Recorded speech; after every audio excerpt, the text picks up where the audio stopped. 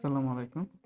আমরা আজকে দেখব যে আমরা কিভাবে Cloudflare ব্যবহার করে আমাদের ইমেল ফরওয়ার্ডিং এর যে প্রবলেমটা সেটা সমাধান করতে পারি। তো প্রথমে আমরা চলে যাব Cloudflare এর ওয়েবসাইটে।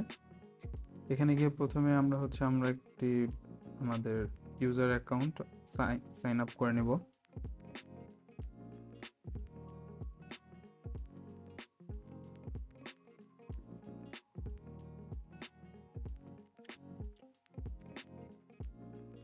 আমাদের যে কোনো একটা জিমেল দিয়ে Cloudflare এ সাইন আপ করে নিলেই হবে।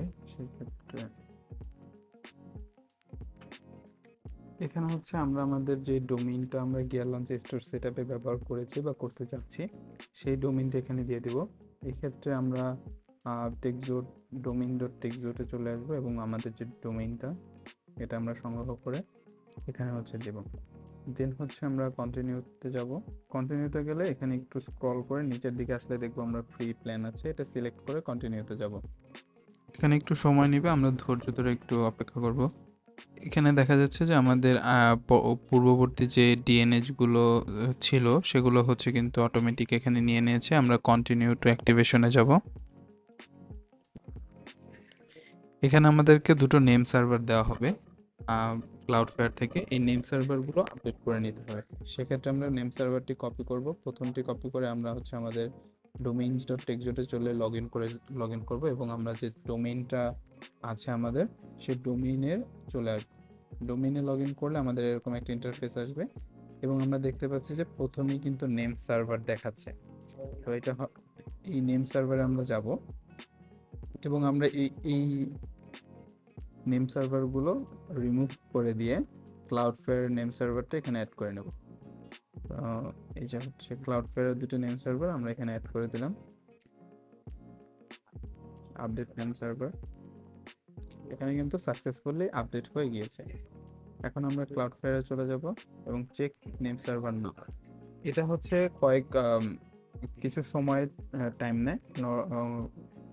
এখানে বলাই আছে যে আপ টু 24 ঘন্টা টাইম নিতে পারে।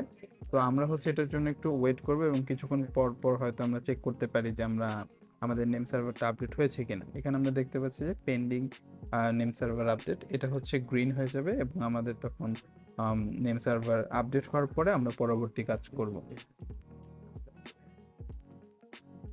আচ্ছা, তো আমাদের নেম সার্ভারটা আপডেট হয়ে গেল। আমরা এখানে অ্যাক্টিভ দেখতে পারবো। তো আমরা এখানে ইমেইলে চলে যাব। ইমেইলে চলে আসলে এইখানে আমাদের ইমেল প্রথমে ক্রিয়েট করতে হবে।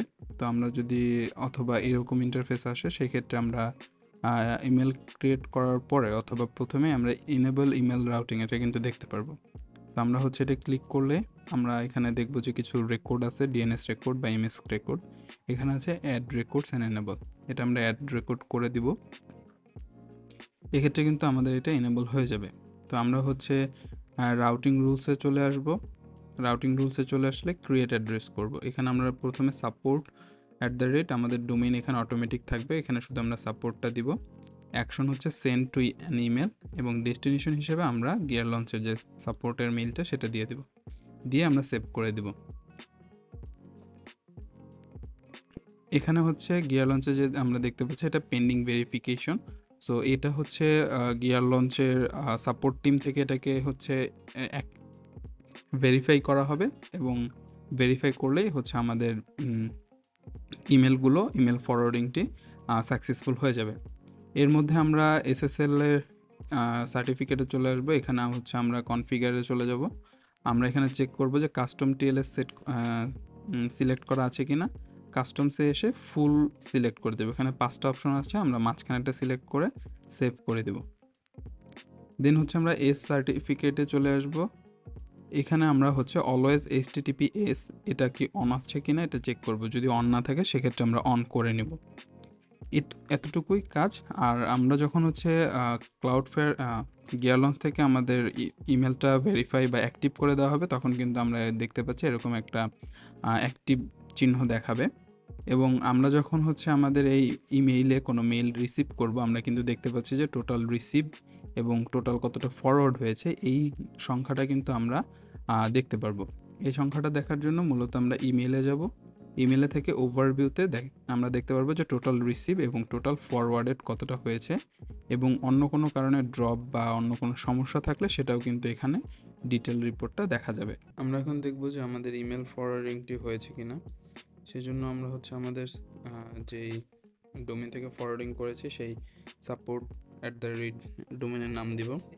দেন আমরা হচ্ছে যেহেতু টেস্ট করছি সেই ক্ষেত্রে টেস্টিং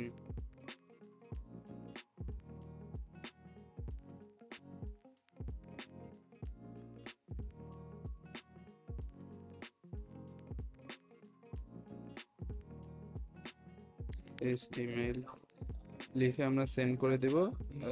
এখানে আমরা দেখতে পাচ্ছি যে সেন্ড হয়ে গিয়েছে। সো গিয়ার লঞ্চ থেকে হয়ে থাকলে এটা হচ্ছে আমাদেরকে গিয়ার লঞ্চ থেকে একটা ইমেল করা হবে। সো আমরা দেখতে পাচ্ছি যে গিয়ার লঞ্চ থেকে কিন্তু আমাদেরকে একটা ইমেল ব্যাক করা হয়েছে। এটা হচ্ছে গিয়ার লঞ্চের জেনডেক্স থেকে এসেছে।